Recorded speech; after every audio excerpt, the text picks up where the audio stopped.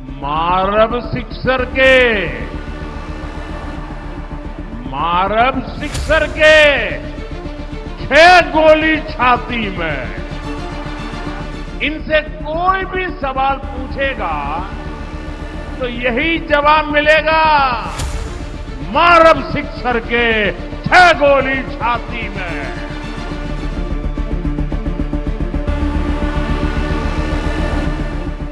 क्या बोलते हैं, आएगी भैया की सरकार, बनेंगे रंगदार।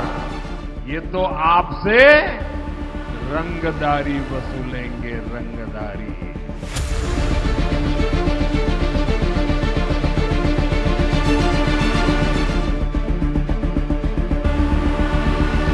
नरेंद्र मोदी जी का बिहार चुनाव के अंदर आप प्रचार देखिए। कट्टे से शुरुआत हुई थी, कट्टा और कनपट्टी, इससे शुरुआत की थी। फिर उसके बाद में नारे लगाने लगे, नहीं चाहिए कट्टा सरकार। फिर उसके बाद में और भी नीचे गए और कहा कि रंगदारी वाली सरकार। फिर उसके बाद में चुनाव में आखिरी में आते आते मोदी जी ने वो वाला छक्का जो है मार दिया और कहा 6 गोली छाती के अंदर। ये प्रधानमंत्री की, मौजूदा प्रधानमंत्री की भाषा है। अब इस भाषा को बिहार के लोग देखेंगे, तय करेंगे कि भाषा कितनी सही है या कितनी नहीं है।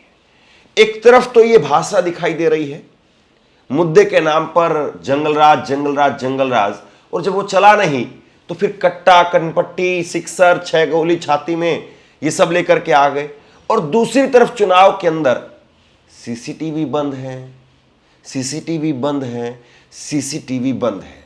मैं 3 बार इसलिए कह रहा हूं क्योंकि अलग अलग जगह से अब सीसीटीवी बंद होने की फुटेज सामने आ रही है।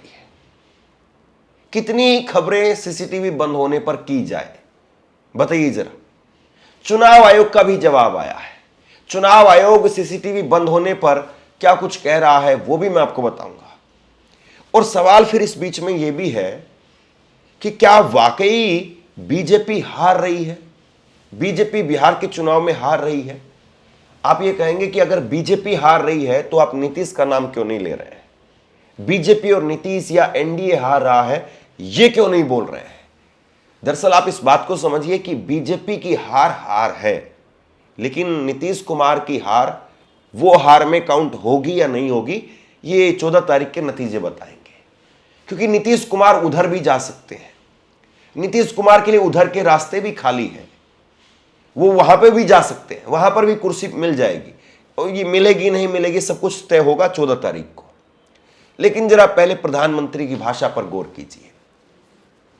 प्रधानमंत्री नरेंद्र मोदी, जरा ये रैली की तस्वीरें आप देखिए।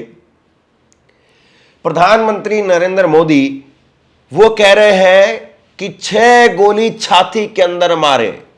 अब बताइए, प्रधानमंत्री मंच से खड़े होकर के ऐसी बात कहें तो फिर क्या ही कहा जाए। उनका एक और गाना चल रहा है, मारब सिक्सर के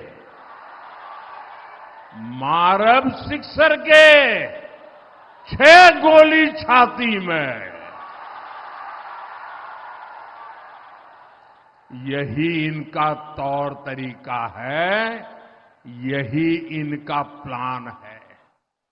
इनसे कोई भी सवाल पूछेगा तो यही जवाब मिलेगा, मारब सिक्सर के 6 गोली छाती में।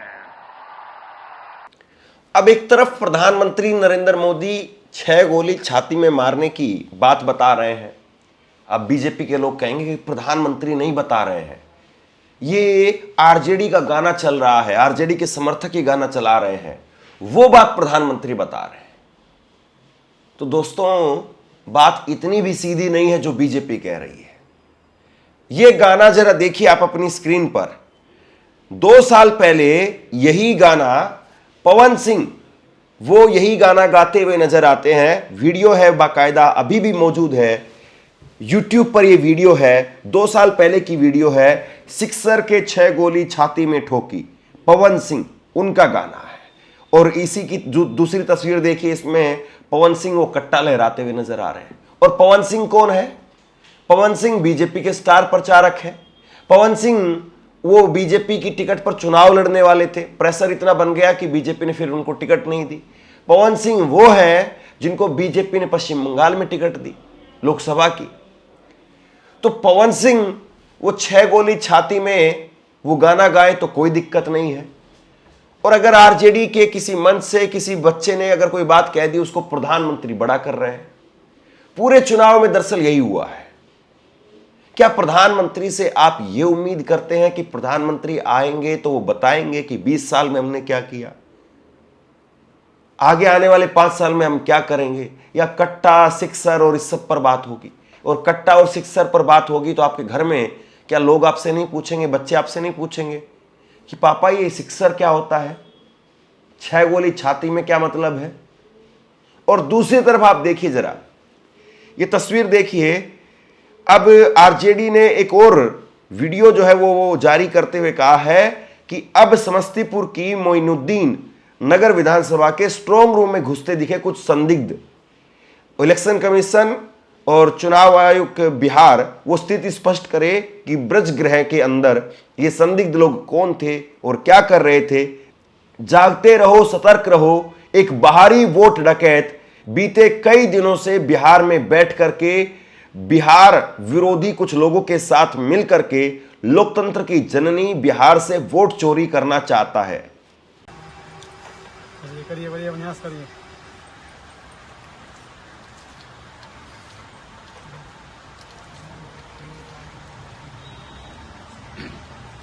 दिखना चाहिए मोदी नगर। अरे वो तो देखिए रहा है, मेन गेट से क्या है, बगल वाला दिखाएगा ना। देखिए प्रशासन को भी दे ये सब अंदर ओपन इसको दिया अंदर उसने। नीला शर्ट देख रहे हैं सर, आप भी देखिए, मॉनिटरिंग कीजिए। आइए सर, आप ही देखिए। अरे ये सब यहाँ बैठा हुआ था, सही बनाइए ना वीडियो।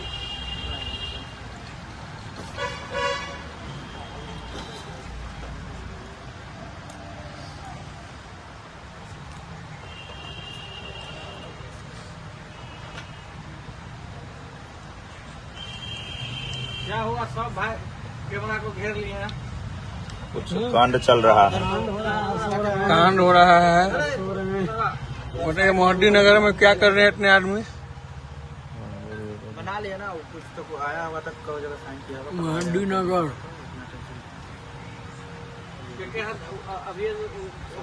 चलिए हो गया। अब इस तरह की वीडियो के दो ही मतलब हो सकते हैं। इस तरह की वीडियो का एक मकसद यह हो सकता है कि आरजेडी जानबूझ करके माहौल वो ऐसा पैदा करना चाह रही है ताकि लोगों के अंदर भ्रम की स्थिति पैदा हो जाए, या दूसरा एक मकसद यह हो सकता है कि वाकई कुछ न कुछ ऐसा है जो दाल में काला है। अब फैक्ट चेक चुनाव आयोग कर रहा है। चुनाव आयोग ने कहा है कि फैक्ट चेक ये है कि ये जिला एवं सूचना विज्ञान पदाधिकारी DIO और NIC समस्तीपुर है, जिनके द्वारा मतगणना की तैयारी के मद्देनजर इंटरनेट इत्यादि सेवाओं को, सुविधाओं को लगाने हेतु निरीक्षण किया जा रहा है।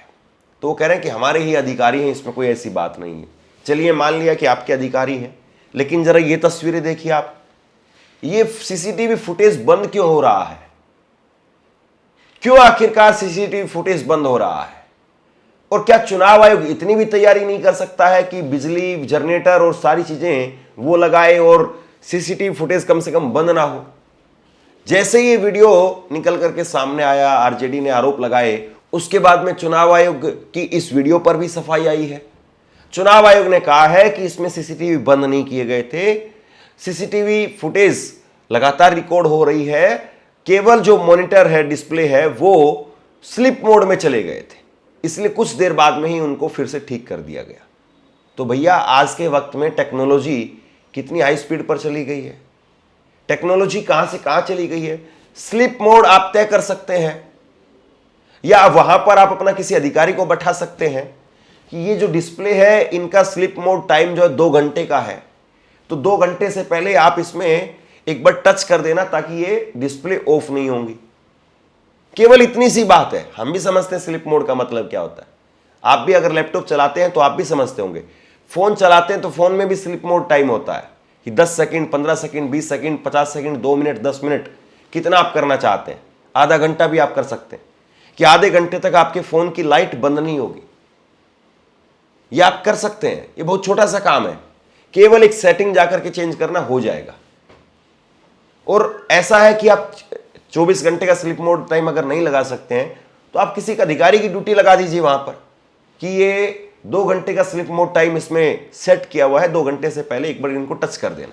इतनी सी बात है, आप नहीं कर पा रहे हैं। या फिर आपकी जो सफाई है उसमें सच्चाई कितनी है, यह भी बहुत बड़ा सवाल है। तो कुल मिलाकर के प्रधानमंत्री नरेंद्र मोदी ने इस चुनाव को कट्टा, रंगदारी और इन सब पर बनाया है। आरजेडी के नेताओं के किस तरह के गाने वायरल हो रहे हैं, चुनाव प्रचार के जो गाने हैं, कैसे गाने वायरल हो रहे हैं। आरजेडी वालों का एक गाना है, आपने भी सुना होगा, आपने भी शायद मोबाइल पे देखा होगा। आरजेडी वालों का एक गाना है, आएगी भैया की सरकार। क्या बोलते हैं? आएगी भैया की सरकार, बनेंगे रंगदार। आप सोचिए, ये आरजेडी वाले इंतजार कर रहे हैं कि कब उनकी सरकार आए और कब अपहरणीय, रंगदारी, ये पुराना गोरख धंधा फिर से शुरू हो जाए। आरजेडी वाले आपको रोजगार नहीं देंगे, ये तो आपसे रंगदारी वसूलेंगे, रंगदारी। साथियों, आरजेडी वालों का एक और गाना है। अब आप देखिए क्या क्या कर रहे हैं, क्या क्या सोच रहे हैं। और मैं तो देशवासियों को कहूंगा, देखिए ये बिहार में जमानत पर जो लोग हैं वो कैसे लोग हैं। उनका क्या गाना है? भैया के आबेदे सत्ता, भैया के आबेदे सत्ता, कट्टा सटा के उठा लेब घरवा से। आप अंदाजा लगा सकते हैं कि ये जंगल राज वाले सरकार में वापसी के लिए क्यों इतने बेचैन है। इन्हें जनता की सेवा नहीं करनी, इन्हें जनता को कट्टा दिखाकर लूटना है, लूटना। अब प्रधानमंत्री जब कहते हैं कि रंगदारी की सरकार, जब प्रधानमंत्री कहते हैं कि 6 गोली छाती में दाग देंगे, तो प्रधानमंत्री क्या ऐसी खबरों को भूल गए हैं?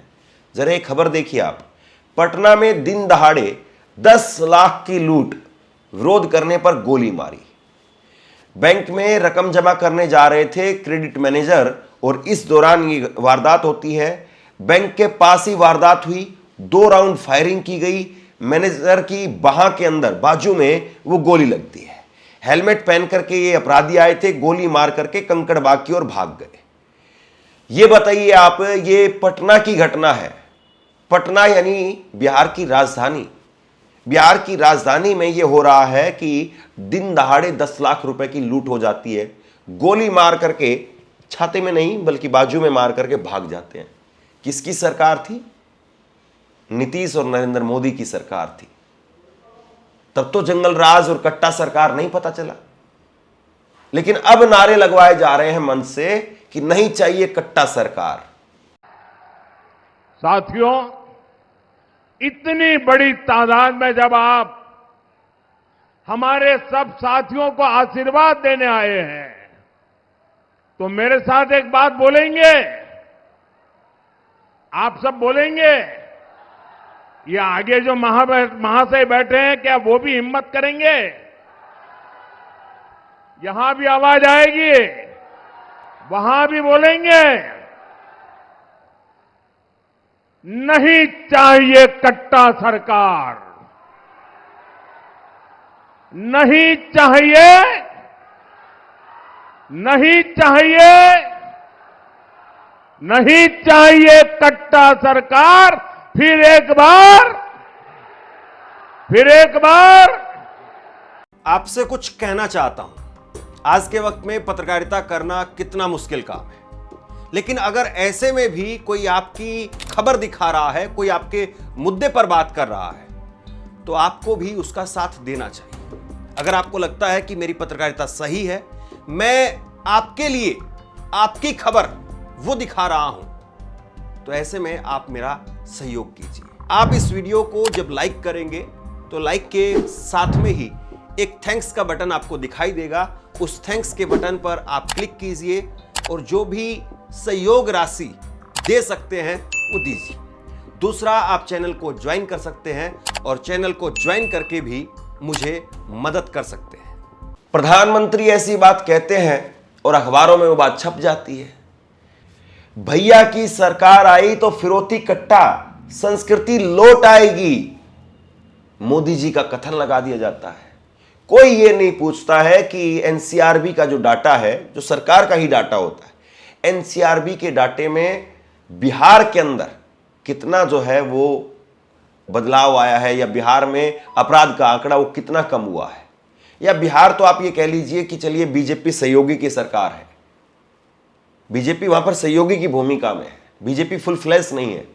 तो फुल फ्लैश उत्तर प्रदेश में है। उत्तर प्रदेश महिलाओं के अपराध को लेकर के टॉप पर क्यों है? हत्याओं के मामले में उत्तर प्रदेश कहां पर है? लूट के मामले में उत्तर प्रदेश कहां पर है? डकैती के मामले में उत्तर प्रदेश कहां पर है? और वहां तो सबसे मजबूत सरकार है, मोदी जी, योगी जी। तो वहां ये सब कुछ क्यों हो रहा है? वहां तो बुलडोजर भी है, फिर ये सब कुछ क्यों हो रहा है? लेकिन मोदी जी, ऐसा लगता है कि पूरे चुनाव में उनके पास में कोई दूसरा मुद्दा था ही नहीं। उन्होंने कट्टे से शुरुआत की थी। आरजेडी ने कांग्रेस की कनपट्टी पर कट्टा रखकर सीएम पद चोरी कर लिया, घोषणा करवा के रहे, फिर जबरदस्ती कांग्रेस से सीएम उम्मीदवार को समर्थन की घोषणा कराई गई, कट्टा रख करके। प्रधानमंत्री नरेंद्र मोदी रैली में आते हैं और बोल करके चले जाते हैं। कोई पूछने वाला नहीं है, कोई जवाब मांगने वाला नहीं है। लेकिन कल हमने प्रधानमंत्री नरेंद्र मोदी की रैली कवर की और उसमें हमने कुछ लोगों से पूछा कि मोदी जी आए हैं तो क्या बोल करके गए। लोगों के जवाब आप सुनिए, आप हंस हंस करके लोटपोट हो जाएंगे। इस कलयुग के भगवान का दर्शन हुआ है। भगवान है घर में मोदी जी। हाँ बिल्कुल भगवान है। इस कलयुग में भगवान का दर्शन करना है तो मोदी जी को देखिए। भगवान जी आज क्या देके गए आपको? अरे बहुत, सब उन्हीं का दिया हुआ है। एक दो नाम गिनवाइए जरा। अरे क्या नाम है उसका, टारगेट जोन की क्या करके लगा हुआ है, सब कपड़ा उपड़ा का। जोर दीजिए थोड़ा। आया आया आया। टारगेट जोन की इंडस्ट्री काफी लगा हुआ है। एक का नाम, नाम सर, नाम मिस कर रहे हैं, लेकिन लगा हुआ है।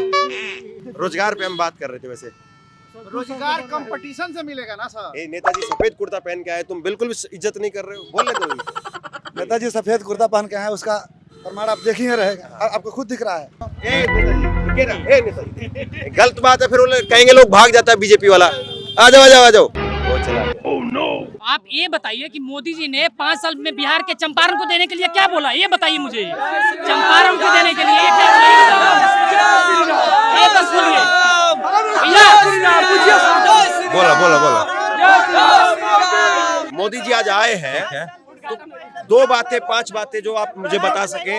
मैं बता सकता हूँ भैया, जैसे कि अभी वृद्धा पेंशन, जैसे कि अभी महिलाओं के खाते में पेंशन, रोजगार देने के लिए अगले 5 सालों में नौकरी देने का 11 साल में कितने दे दिया ये गिनवाया? 50 लाख। नौकरी वाले पे बोलिए, हमको उस पे आइडिया नहीं है, कुछ आइडिया नहीं है। क्या बोले मोदी जी? मोदी जी को कौन देखता है, देखे हम लोग हेलीकॉप्टर देखे। अच्छा, हम लोग अभी युवा नेता हैं। अभी युवा नेता बताओ क्या बोले मोदी जी? मोदी जी बहुत बढ़िया भाषण दिए हैं। क्या बोले हैं? क्या बोले हैं? मीम भरे पड़े यहाँ पर। क्या बोले मोदी जी?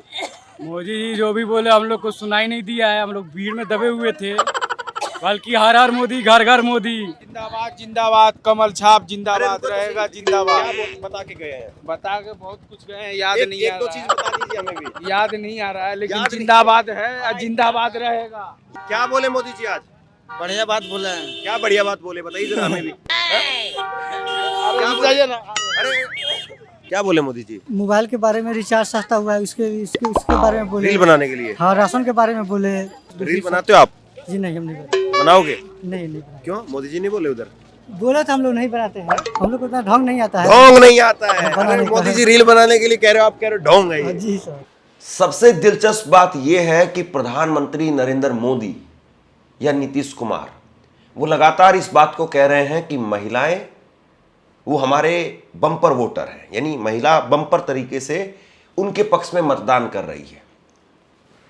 जैसे ही पहले चरण का मतदान संपन्न हुआ, उसके बाद में कुछ लोगों ने लिखना शुरू कर दिया, कुछ पत्रकारों ने भी लिखना शुरू कर दिया कि महिलाओं का इस बार 8% वोटिंग परसेंटेज ज्यादा रहा है पुरुषों के मुकाबले में। लेकिन मैं आपको एक सच्चाई की बात बताता हूं, और वो ये है कि चुनाव आयोग ने ऐसा कोई आंकड़ा ही जारी नहीं किया है। केवल चुनाव आयोग ने बताया है कि तकरीबन 65% मतदान हुआ है। यह नहीं बताया है चुनाव आयोग ने अभी तक कि कितना मतदान इसमें पुरुषों का है, कितना मतदान इसमें महिलाओं का है, कितना मतदान इसमें युवाओं का है, कितना मतदान इसमें बुजुर्गों का है। तो जो ये महिला वोटरों की बात की जा रही है, या महिला वोटरों को यह बताया जा रहा है कि महिला वोटर वो 8% ज्यादा है। हालांकि अगर महिला वोटर ज्यादा भी वोट कर रही हैं तो जरूरी तो नहीं कि वो बीजेपी को ही वोट करेंगी। हमारी वीडियोस में बहुत सारी महिलाओं ने कहा है कि हम यहाँ अकेले रहते हैं, परिवार परेशान रहता है, पति बाहर रहते हैं, हमें 10,000 रुपये नहीं चाहिए, हमें रोजगार चाहिए, हमें पति हमारे परिवार के साथ चाहिए। तो जरूरी थोड़ी है कि अगर महिलाएं ज्यादा वोट कर रही हैं तो वो बीजेपी की तरफ जाएगा। पहली बात ये। दूसरी बात ये कि क्या ये जो महिलाओं का वोट ज्यादा है, ये कह करके फिर से वोट चोरी करने की बात हो रही है? क्योंकि राहुल गांधी ने अभी जो खुलासा किया था उसमें उन्होंने दिखाया कि ज्यादातर महिलाएं हैं। वो जो ब्राजील की मॉडल है मैं कौन, वो ब्राजील की मॉडल वो भी महिला ही थी, जो कभी रश्मि के नाम से, कभी सरस्वती के नाम से, कभी सीमा के नाम से, कभी बिमला के नाम से वोट कर रही थी। तो क्या ये महिला वोटर की बात कह करके और वो वोट चोरी वाला जो एजेंडा है वो फिक्स करने की बात कही जा रही है?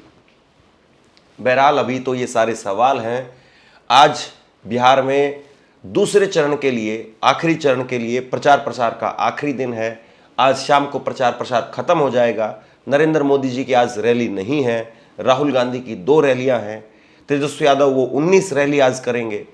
ग्राउंड पर, जमीन पर किसका माहौल मजबूत होता है, लोग किसको वोट करते हैं दूसरे चरण में, 122 सीटें हैं, 20 जिले हैं, देखने वाली बात है। बाकी मोदी जी के बयान और जो कुछ हो रहा है उससे आप क्या अंदाजा लगा पा रहे हैं, आपको क्या रुझान समझ में आ रहा है, नीचे कमेंट बॉक्स में लिख करके जरूर बताइए। इस खबर को शेयर कीजिए, चैनल को सब्सक्राइब कीजिए। धन्यवाद।